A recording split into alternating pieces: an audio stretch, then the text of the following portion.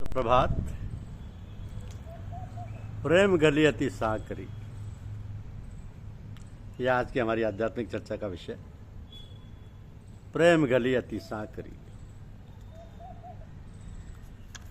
श्रीमद् भागवत गीता कर्मयोग का वेद है। वह अकर्मण्यता की शिक्षा कभी नहीं देता। कर्म ना करने को वह पाप मानती है, बंधन मानती है। युद्ध से भागकर वैराग्य लेने जा रहे अर्जुन को उसने घोर कर्म युद्ध में लगाया और कहा, इस समय तुम्हारा यही धर्म है। ब्राह्मण क्षत्रिय वैश्य शूद्र किसी के भी कर्म ना ऊंचे ना नीचे, सबके अपने अपने स्वभाव के अनुसार कर्म नियत है और वही कर्म उनकी अपनी अपनी पूजा आराधना और भजन बन जाते हैं। यदि अपने स्वाभाविक नियत कर्मों में दोष नजर आए तब भी उन्हें त्यागना नहीं चाहिए, क्योंकि सभी कर्मों में कोई ना कोई दोष तो अवश्य होता ही है। अपने नियत कर्मों को पूजा बनाकर जीवन का निर्वाह करना ही निरंतर भजन है। अब निरंतर भजन परमात्मा में निरंतर स्थिति को कहते हैं। जब जीव परमात्मा की सत्ता को स्वीकार कर लेता है और उसके रग रग में एक आस्था और विश्वास सतत प्रवाहित होने लगता है तो उसे निरंतर भजन कहते हैं। निरंतर भजन बाहरी क्रियाकलाप नहीं है, बल्कि एक आंतरिक स्वाभाविक पवित्र प्रवाह है।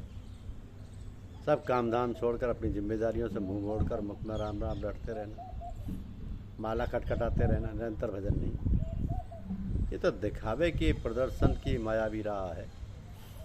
लोग आजीविका को छोड़कर परिश्रम से जी चुराकर घर परिवार को अव्यवस्थित कर डालते हैं और भोजन छाजन के लिए दूसरों के मोहताज बनकर समाज पर एक भार बन जाते हैं। तो भजन में दिखावा, अकर्मण्यता, पराधीनता, जी चुराना, भार बनने की बात तो निरंतर भजन कदापि नहीं। कहा है कि अनन्योश्चिंत प्रियपत्यो माये जना पर्युपासते, यानी लोगों ने यह अर्थ लगा रखा है कि कुछ काम धाम मत करो, बस दिन रात दिखावे का राम नाम जपते रहो। जहाँ तक भोजन का सवाल है तो परमात्मा तो कीड़े मकोड़े सबको ही भोजन देता है, मगर तुम मनुष्य हो, कीड़े मकोड़े नहीं, इसलिए तुम्हारी जिम्मेवारियां बड़ी हैं। साहब जी कहते हैं कि तुम अपने कर्तव्य करो, कर्म और पूजा को मिलाकर एक कर डालो। उन्होंने कहा है कि तुम 22 घंटे संसार के कामों में लगाओ और 1 घंटा सुबह व 1 घंटा शाम को भजन में लगाओ, तो जीवन महान पवित्र बन जाएगा, तुम्हारा बेड़ा पार हो जाएगा, तुम्हारा बेड़ा पार हो जाएगा। महात्मा कबीरदास जी घर परिवार चलाने के लिए कपड़े बुनना, बाजार जाकर उन्हें बेचना और उसी से परिवार का निर्वाह करना, ये उनकी आजीविका थी। और कपड़े बुनने के साथ साथ झीनी झीनी बीनी चुदरिया, झीनी झीनी बीनी चदरिया गुनगुनाते हुए जीवन की दिव्य चादर भी बुनते रहते थे। अब उनकी आजीविका और आध्यात्म, संसार और परमार्थ दोनों में कोई अंतर नहीं था। महात्मा सुकरात, महात्मा तुकाराम, भगवान राम, भगवान कृष्ण सभी घर परिवार वाले गृहस्थ थे। उन्होंने गृहस्थी में रहकर अध्यात्म का मार्गदर्शन किया। हमारी अपनी गुरु परंपरा महात्मा रामचंद्र जी से लेकर अब तक गृहस्थ महात्माओं की चली आ रही। सबने अपनी गृहस्थी के सारे कर्म पूर्ण निष्ठापूर्वक निभाए। निरंतर भजन का यही स्वरूप है, अपनी सांसारिक चादर को आध्यात्मिक रंग में रंग देना और अपने कर्तव्य कर्मों को करते हुए जीवन यापन करना ही निरंतर भजन का स्वरूप है। निरंतर भजन ईश्वरीय आस्था का एक सहज और सतत प्रवाह है, जिसमें कहीं कोई टूट नहीं, विराम नहीं, चाहे सुख हो या दुख, संसार हो या परमार्थ, अंधकार हो या प्रकाश, कहीं कोई अन्य चीज दिखाई नहीं देती। जो भी हमारे साथ है वो परमात्मा की देन है और हमारे हित की है। ये सर्वत्र विद्यमान है और हमारे सारे व्यवहार उसी के दायरे में हो रहे हैं। इस भाव का जीवन में सहज रूप से समा जाना निरंतर भजन है। हमें एक पल भी उसकी नजरों से दूर नहीं है और वह निरंतर हमें देख रहा है। ऐसा हमारा स्वभाव बन जाना, इसी के आलोक में अपना जीवन व्यापार चलाना निरंतर भजन का स्वरूप है। भजन भीख मांगने की सनद नहीं है, वो तो मुक्ति का साधन है। भजन से हमारे भीतर आत्मनिर्भरता, आत्मसम्मान, आंतरिक प्रसन्नता और परमात्मा पर निर्भरता बढ़नी चाहिए। मोर दास कहाई न रासा, करे तो कहू कहा विश्वासा। सच्चा भक्त तो वो है जो परम गुरु के सिवा किसी का दिया स्वीकार ही ना करे, किसी अन्य से आशा ही ना करे। निरंतर भजन में एक निर्भयता है, वही परमानंद की स्थिति है। यहाँ मन और बुद्धि निश्चिंत ही रहते हैं, जैसे माँ की गोद में अबोध बालक सहज विश्वास के साथ निश्चिंत होकर सोता, उसे कोई भय नहीं।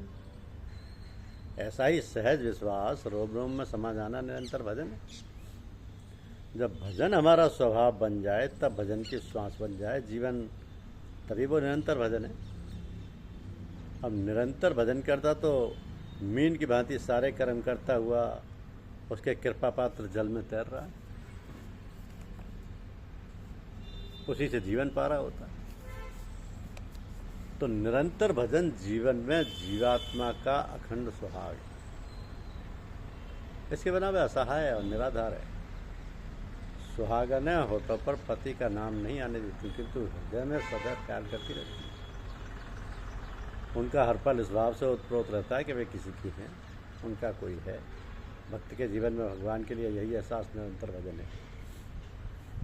ये समस्त विश्व परमात्मा का घर संसार है, उसकी घर गृहस्थी है, उसका ठीक निर्वाह करना जीव का परम सौभाग्य है। जो भी क्रियाएं हम प्रकृति के माध्यम से स्वाभाविक रूप से कर रहे होते हैं, हमारा स्वभाव बन जाती है।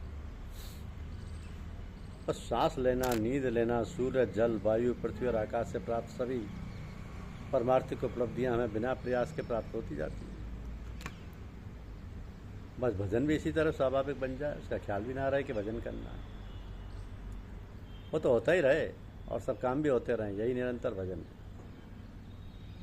तो ऐसे भक्तों के योगक्षेम का बहन भगवान अवश्य करते हैं, क्योंकि वह उनका अंतरंग होता है। निरंतर भजन आत्मा की खुराक है। इसके अभाव में वह जन्म जन्म की भूखी रहती है। वो उस क्षुधा को मिटाने के लिए बार बार शरीर धारण करके आती है और भजन के अभाव में फिर भूखी लौट जाती है। जिस भजन के द्वारा हम इस संसार का वैभव चाहते हैं, स्वर्ग या अपवर्ग का सुख चाहते हैं, मुक्ति या मोक्ष चाहते हैं, वे भजन आत्मा को स्पर्श नहीं करते। इसमें अद्वैतवाद कभी नहीं आता। निरंतर भजन में या स्वाभाविक भजन में द्वैत और अद्वैत इस कदर समाया रहता है कि पता ही नहीं चलता कि दूसरा कहाँ है। लगता है कि जैसे द्वैत के दोनों किनारों के बीच अद्वैत की धारा बह रही है। इस धारा में जीवात्मा अवगाहन करता हुआ धारा के साथ बहता चला जा रहा है। निरंतर भजन इसी प्रवाह की संज्ञा है। परम पूज्य साहब जी की प्रेरणा के माध्यम से प्रेरित होकर जो कुछ भी कहा जाता है, सब उन्हीं की दया कृपा और आशीर्वाद से संभव हो पाता है। क्योंकि आप शास्त्र पढ़ लीजिए, वेद पढ़ लीजिए, गीता पढ़ लीजिए, रामायण पढ़ लीजिए, ये सब केवल दर्शन का एकमात्र फल दिखाई देता है। पूरे सत्संग समाज पर साहब की जो कृपा बनी है और हम सभी सेवकों पर साहब की कृपा बनी हुई है, और साहब जी के समाधि मंदिर में जो चेतना जागी हुई है, जो आत्मिक धार बह रही है, वही साहब की सबसे बड़ी कृपा है सब साधकों को। धन्यवाद।